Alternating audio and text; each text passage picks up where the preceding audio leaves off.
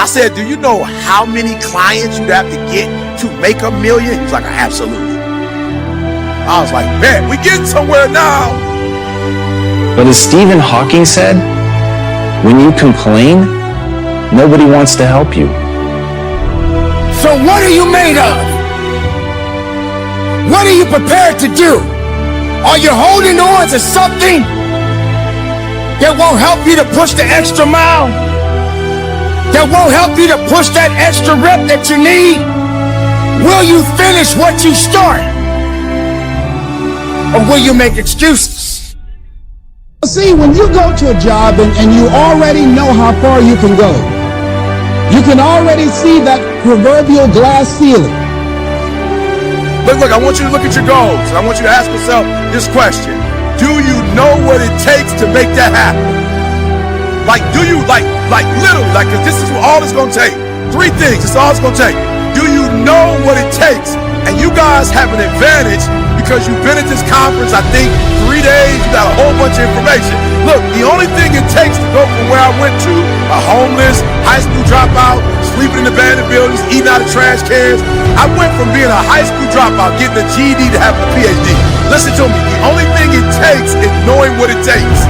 So one day I woke up and was like, okay, E, stop talking about what you don't have.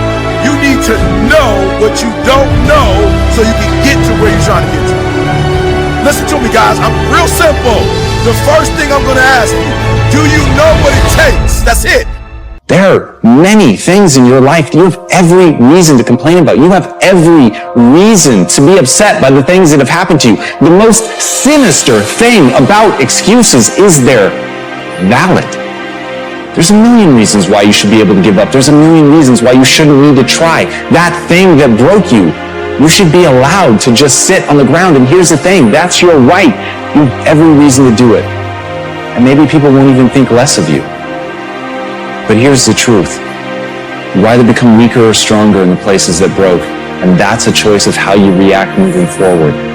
The great news is, the best thing that you could do to become stronger is love yourself. And as Kamal Ravikant said, loving yourself is a practice.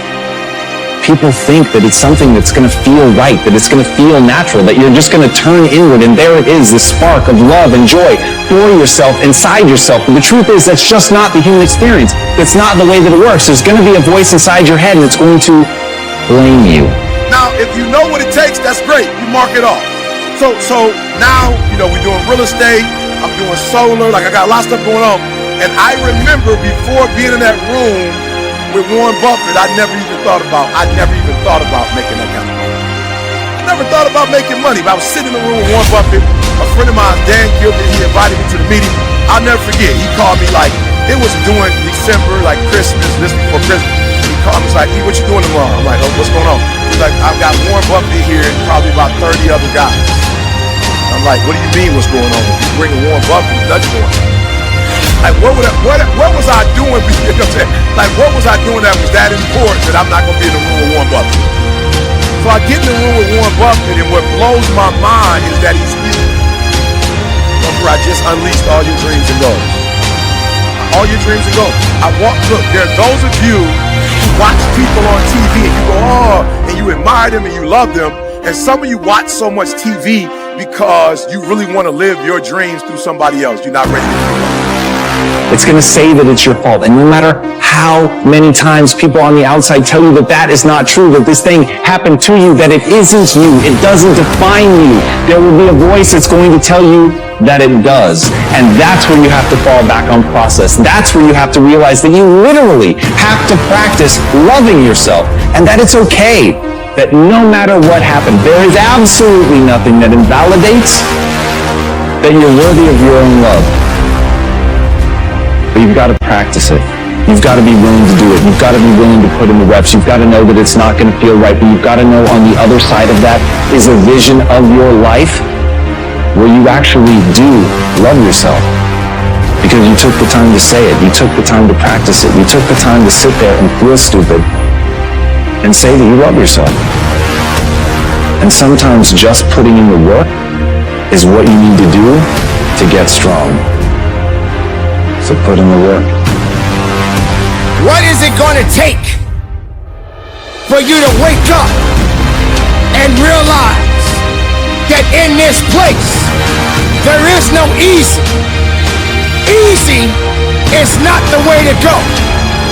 You can't get strong being easy. You can't get faster being easy. You can't be the best makeup of yourself being easy. Easy won't pay your bills. You can't cash that check being easy. Hard work, determination is the key when you in this place of business. Are you truly ready to show up? Because if you're not ready, you came to the wrong place. Because in this place, see, when you're going someplace and you already know how much you're going to make, you already know how far you can go, you're in a dead-end position. It erodes your self-esteem. It lowers your sense of yourself. It creates an inner turmoil. It creates an emptiness in you. So I say that your life is worth finding what it is that you're supposed to do. And I'm not saying quit your job. I'm saying find it and do just a little bit of it. Just start working at it just a little bit. But do find out what your work is and hold on to it and don't let your dream go. Don't let it go.